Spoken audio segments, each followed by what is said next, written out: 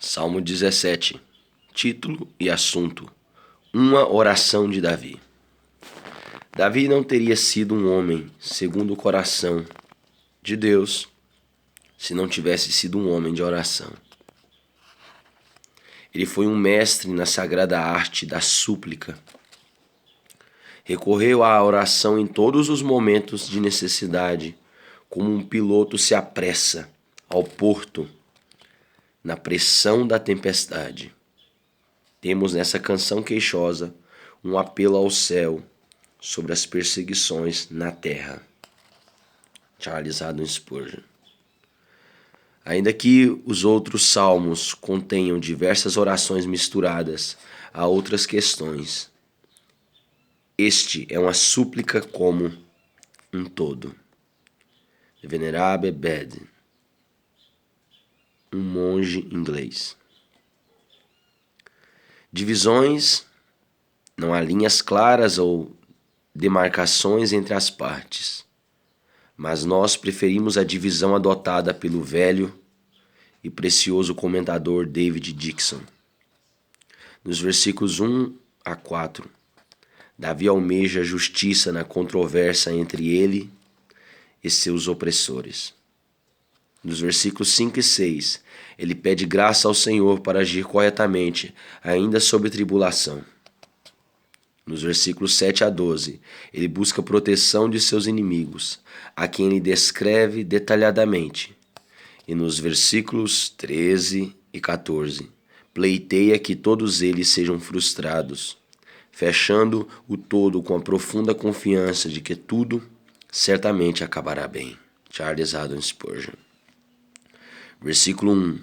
Ouve, Senhor, a causa justa. Aquele que tem a pior causa faz mais estardalhaço, faz mais barulho.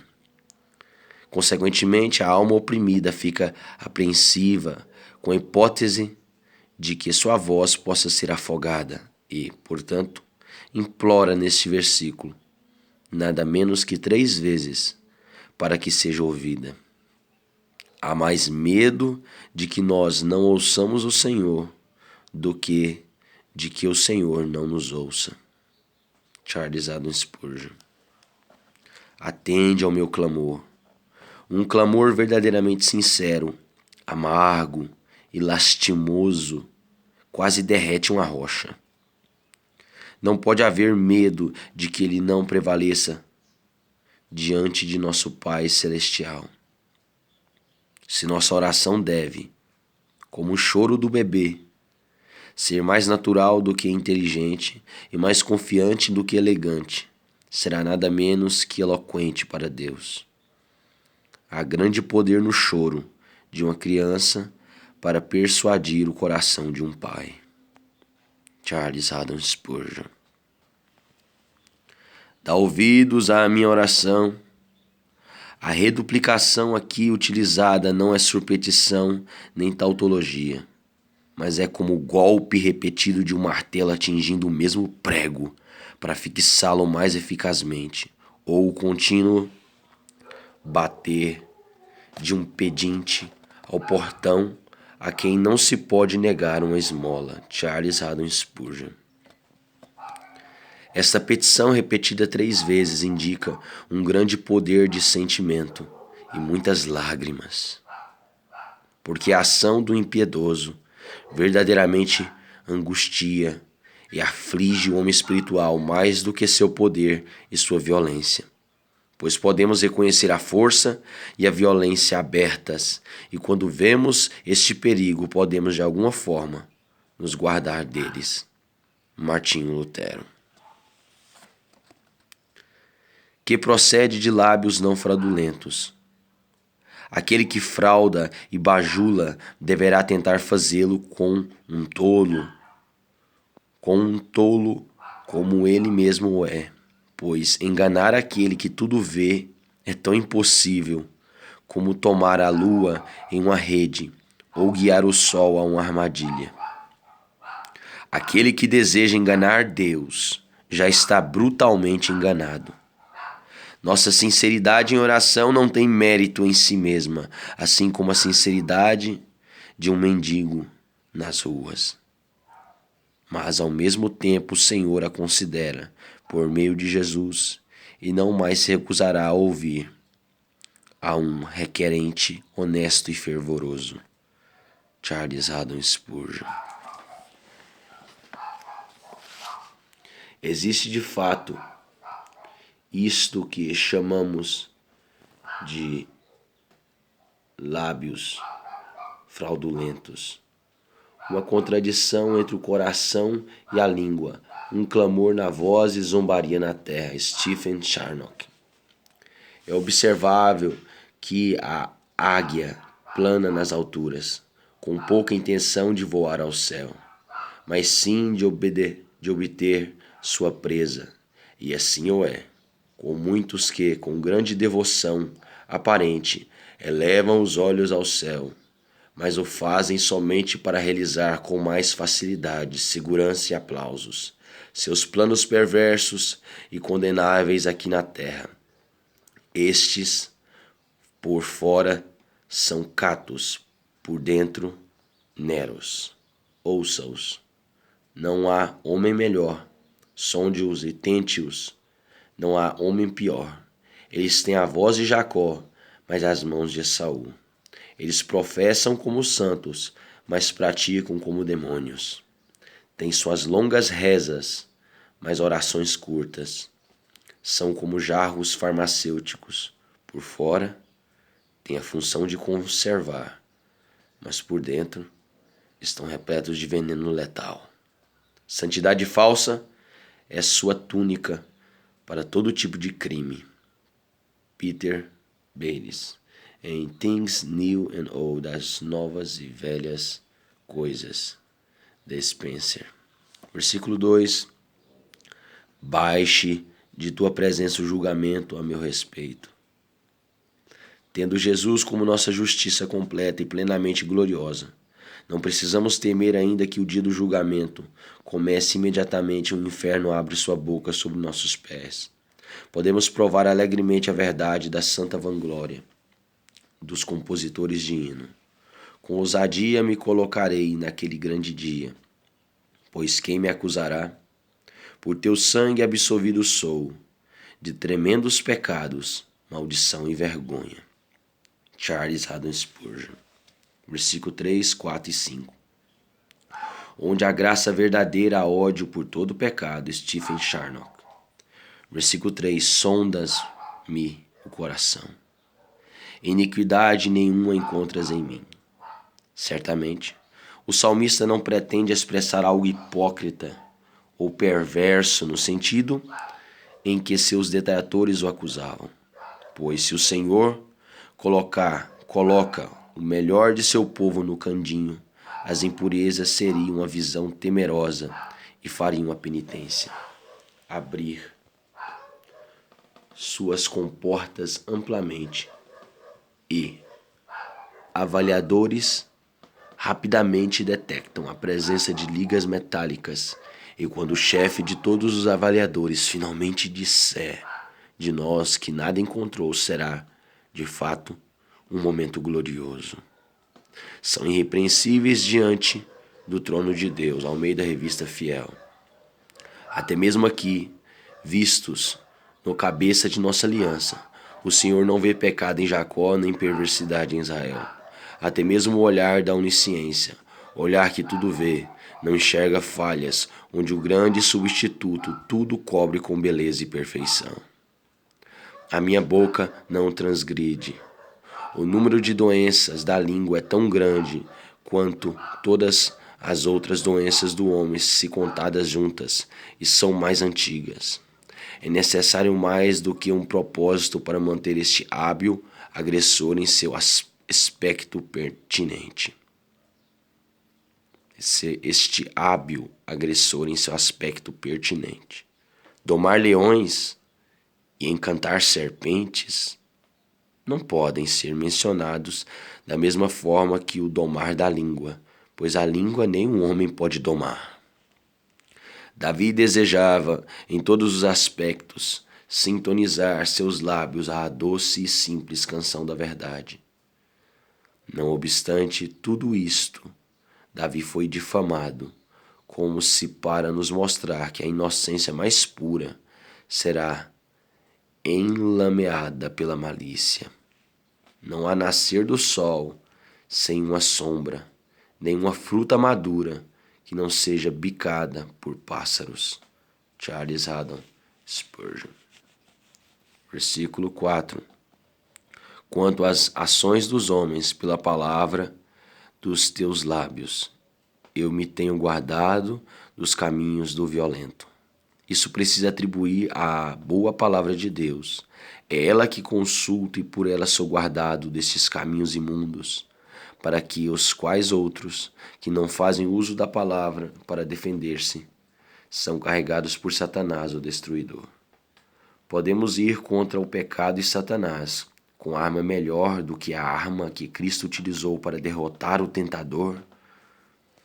Cristo poderia, com um golpe de luz de sua deidade, se lhe agradasse fazê-lo, facilmente derrubar o ousado demônio sob seus pés, como ulteriormente o fez aqueles que vieram atacá-lo. Mas ele escolheu ocultar a majestade de sua divindade e deixar Satanás se aproximar dele, para que ele pudesse confundi-lo com a palavra e deste modo dar ao inimigo uma prova desta espada de seus santos, que Cristo deixaria para que eles com ela se defendessem do mesmo inimigo. William Gurnall. Jovens, eu vos escrevi porque sois fortes. Onde está a sua força? E a palavra de Deus permanece em vós e tendes vencido o maligno. 1 João, capítulo 2, versículo 14. Thomas Manton. Versículo 5. Platão disse a um de seus discípulos: quando homens fizerem comentários maléficos sobre você, viva de forma que ninguém acredite no que foi dito. Dirige os meus passos ao meio da revista e corrigida, como alguém que cuidadosamente direciona seu cavalo quando descendo uma colina. Como alguém que cuidadosamente dirige seu cavalo quando descendo uma colina. Todos nós temos variedades de cadências, velocidades, tanto rápida quanto lenta.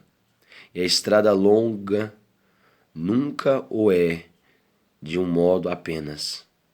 Mas quando Deus dirige os nossos passos, nenhum aspecto do ritmo ou da estrada pode nos abalar.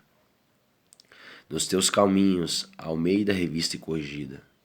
Não podemos nos manter longe do mal, se não nos mantivermos próximos ao bem.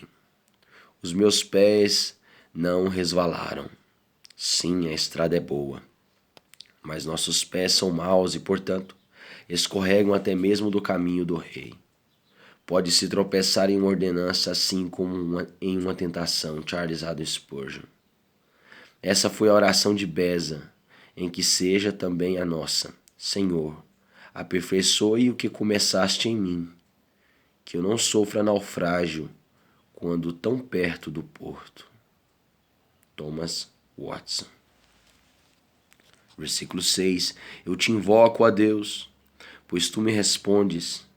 Deus não apenas ouvirá nosso clamor, mas também nos ouvirá antes de clamarmos e nos ajudará. T. Playfair.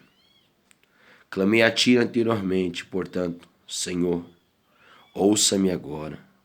Comerciantes estão dispostos a fazer favores àqueles que há muito são seus clientes. Matthew Henry. Versículo 8. Guarda-me como a menina dos teus olhos. O Criador, plenamente sábio, colocou o olho em uma posição protegida. Ali ele está cercado de ossos projetados, como Jerusalém cercada de montes. Além disso, seu grande autor o cercou com muitas túnicas de cobertura interna, além da cobertura das sobrancelhas, a cortina das pálpebras e a cerca dos cílios. E, juntando-se a tudo isso, ele deu a todos os homens uma estima tão alta por seus olhos e compreensão tão rápida de perigo, que nenhum membro do corpo é mais fielmente protegido do que o órgão da visão. Charles Haddon Spurgeon. Você não acha que há uma obra da providência que, considerando a fragilidade do olho, ele o protegeu com as pálpebras, como portas que sempre que houver ocasião de uso, elas se abrem e novamente se fecham para o sono? E para que não haja lesão pelo vento, ele colocou os cílios como filtro, e sobre os olhos estão as sobrancelhas, como uma cobertura para que o suor da testa não cause prejuízo. Sócrates em Xenofonte. Versículo 9. Dos perversos que me oprimem, inimigos que me assediam, de morte. Os inimigos da alma de um cristão são muito vigorosamente inimigos mortais, pois aqueles que guerreiam contra a nossa fé têm como alvo a essência de nossa vida. Pecados mortais são inimigos mortais. E o que é o pecado, senão aquilo em que suas entranhas carrega a morte? Versículo 10. Na sua gordura se encerram, Almeida Revista e Corrigida. Luxúria e glutonaria geram a presunçosa gordura no coração, que fecha todos os portões para todas as emoções compassivas e julgamentos sensatos. O antigo provérbio diz: barrigas cheias criam crânios vazios, e ainda mais verdadeiro, que frequentemente também geram corações vazios. Falam com lábios insolentes. Falam com lábios insolentes. Aquele que adora a si mesmo não terá coração para adorar o Senhor. Repleto de prazer egoísta em seu coração, o homem perverso enche sua boca com expressões pretensiosas. E, arrogantes, a prosperidade e a vaidade geralmente acomodam-se juntas. Ai do boi alimentado quando urra para seu dono, o machado não está distante. Charles Haddon Spurgeon. Versículo 11. E fixam em nós os olhos para nos deitar por terra. É uma alusão, como eu compreendo, a caçadores que andam olhando atentamente para o chão para apanhar a lebre, ou para encontrar as pegadas desse animal quando os cães de caça nada conseguem farejar. Joseph Caryl. Versículo 13. Livra do ímpio a minha alma com a tua espada. O diabo e seus instrumentos, ambos são instrumentos de Deus. Portanto, o ímpio pode ser considerado sua espada. O diabo e todo o seu conselho não passam de tolos para Deus. Sim, sua sabedoria é insensatez. William Gurnall. Versículo 14. Dos homens mundanos, cujo quinhão é desta vida, Lutero sempre teve medo de que seu quinhão estivesse nessa terra e, por isso, com frequência dava quantias de dinheiro que a ele eram presenteadas. Nós também não podemos ter a terra e o céu como escolha de nossa porção. Homens sábios escolhem aquilo que permanecerá por mais tempo. Charles Haddon Spurgeon. Deus dá aos perversos um quinhão aqui para mostrar-lhes quão pequeno é o bem que há em todas essas coisas e para mostrar ao mundo quão pequeno é o bem que há em todas as coisas aqui embaixo nesse mundo. Certamente, se essas coisas fossem muito boas, os perversos jamais deveriam tê-las. Há a alegação de que não há grande excelência na força do corpo, pois o boi a tem mais do que você. A alegação de que não há grande excelência na agilidade do corpo, pois um cachorro a tem mais do que você. A alegação de que não há grande excelência em roupas vistosas, pois um pavão veste-se ainda mais vistosamente.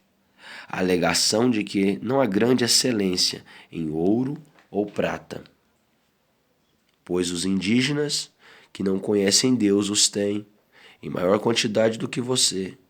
E se essas coisas tivessem algum grande valor em si, certamente Deus jamais as concederia aos homens perversos. Uma alegação inequívoca. Com relação àquilo que é externo, como as queixas, o Senhor faz os porcos do mundo virem grunhindo para poderem ser consumidos. Mas quando se trata de suas misericórdias escolhidas, em seu Cristo, ali não há distinção. Oh, isto é fruto precioso. Um ferreiro, ao trabalhar com metal, não considera as muitas cinzas e pedaços de metal que voam. Mas um ourives, ao trabalhar com ouro, preserva todas as sobras e todo o pó de ouro.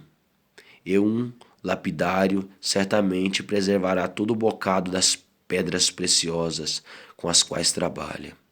Um carpinteiro que está apenas talhando madeira não considera as lascas que caem, mas isto não acontece com um lapidário. Então essas coisas não passam de lascas e cinzas e coisas semelhantes a isto, e, portanto, Deus dá uma porção dessas aos homens perversos. Jeremias Burroughs. A terra e seus bens Deus distribui sem distinção de pessoas, até mesmo aqueles que são seus filhos somente pela criação e não por adoção. Miles Smith. Há ainda outra coisa a ser considerada, ainda muito mais monstruosa nessa criatura, ainda que seja dotada de razão e conselho. E saiba que esta vida é como uma sombra, um sonho, uma fábula que se conta, como a vigília na madrugada, como fumaça, como palha que o vento espalha, como bolha d'água, e tais coisas débeis.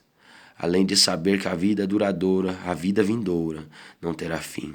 Contudo, ainda assim, ela coloca toda a sua mente nesta vida presente, que hoje existe e amanhã já não mais.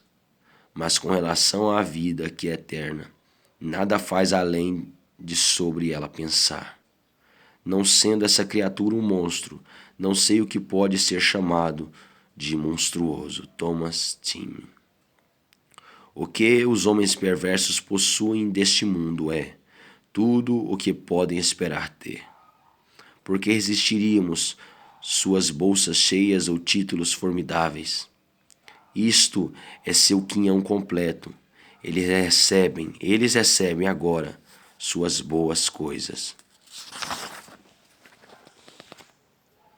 Ao passo que você, ó cristão, que nada possui, é incontestável herdeiro do céu, co-herdeiro com Jesus Cristo, o herdeiro de todas as coisas, e possui infinita grandeza de riquezas, tão grande e infinita, que todas as estrelas do céu são muito pouco para se lhe comparar.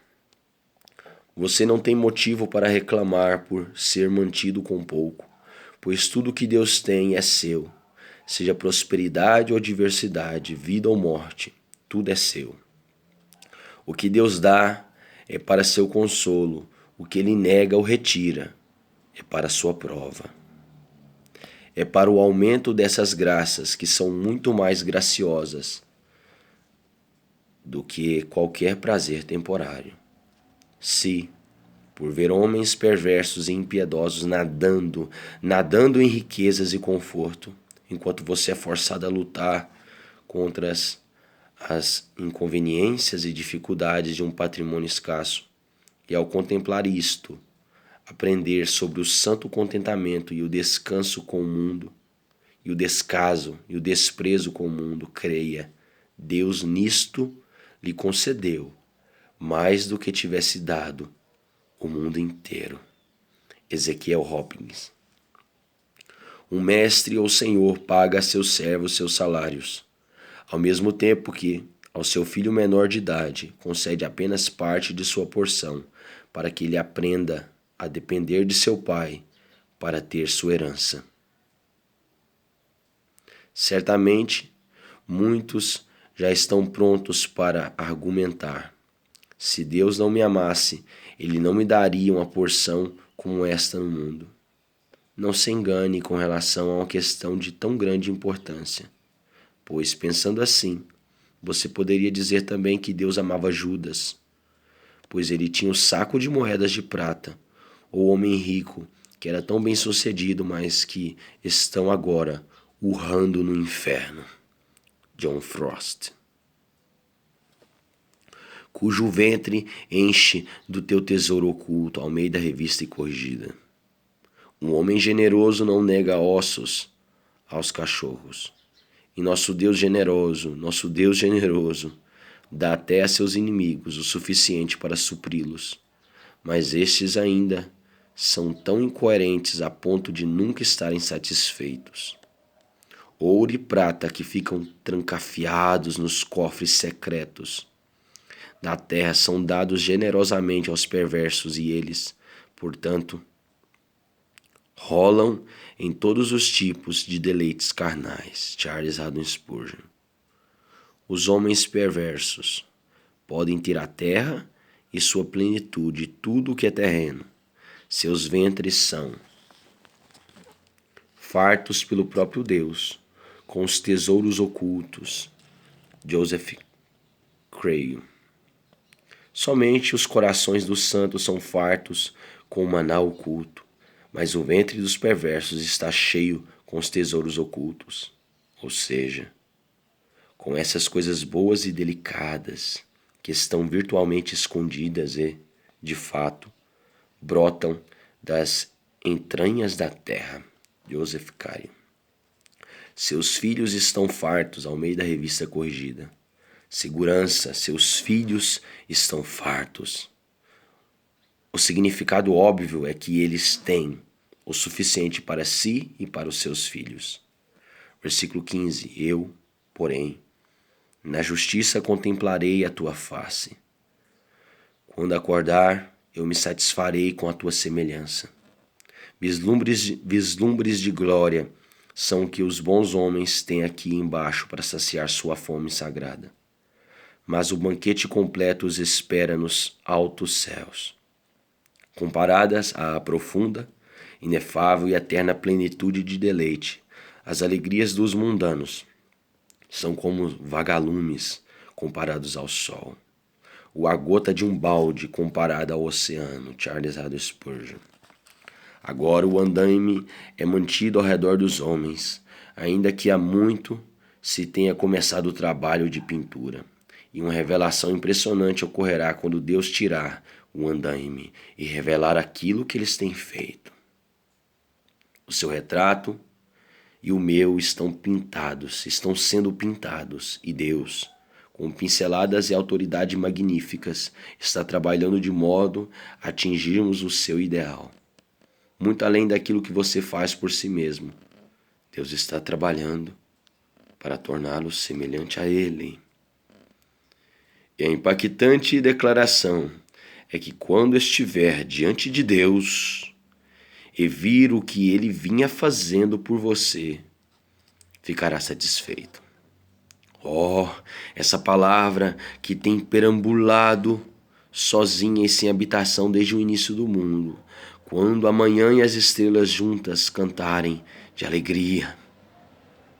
Já houve uma criatura humana que esteve na terra, enquanto ainda vestida de carne, e dissesse: estou satisfeito? Henry Ward Beecher, em Verdades Imperiais. Mesmo sobre o peso e a combinação de tantos males dolorosos, Davi se conduz como alguém que não está sem esperança e nem abandonado. Sim, coloque o estado dele na balança com os outros e esta escassez que o envolve concorre com eles como sendo felicidade. William Spurgeon. Quando um conquistador romano volta da guerra, na qual tinha conquistado grandes vitórias, ele e seus soldados retornavam para Roma e iam até suas casas e desfrutavam da solitude até o dia seguinte, quando iam até a cidade para nela entrar novamente, agora publicamente e em triunfo. Agora os santos entram de modo privado no céu, sem os seus corpos. Mas no último dia, quando seus corpos acordarem, eles entrarão nos céus em suas carruagens triunfais. Parece-me que vejo essa grande procissão, quando Jesus Cristo, antes de tudo, com muitas coroas em sua cabeça, com seu corpo reluzente, glorioso e imortal, abrirá o caminho. E eu ficarei satisfeito nesse glorioso dia, quando todos os anjos de Deus virão para ver os triunfos de Jesus e quando seu povo será vitorioso com ele. Sermões de Spurgeon. Leve um homem sedento a um oceano de água pura, e ele terá o suficiente. Se há o suficiente em Deus para satisfazer os anjos, então certamente há o suficiente para nos satisfazer. Alegrias revigoradas irrompem continuamente de sua face, e ele deve ser tão desejado por almas glorificadas após 1 milhão de anos, como foi no primeiro momento. Se há tanto deleite em Deus, enquanto o vemos somente pela fé, 1 Pedro capítulo 1, versículo 8, qual será a alegria daquela visão quando o virmos face a face? Se os santos encontraram tanto deleite em Deus enquanto sofriam, que alegria e deleite terão quando estiverem sendo coroados. Quem compararia qualquer coisa com a deidade? Quem pesaria uma pena contra uma montanha de ouro? Deus supera todas as outras coisas mais infinitamente do que o sol supera a luz de uma vela. Thomas Watson. Disse que os gauleses, quando provaram os vinhos da Itália, ficaram tão tomados por sua exuberância e doçura que não se contentaram em apenas comprar o vinho, mas decidiram que conquistariam a terra onde era produzido.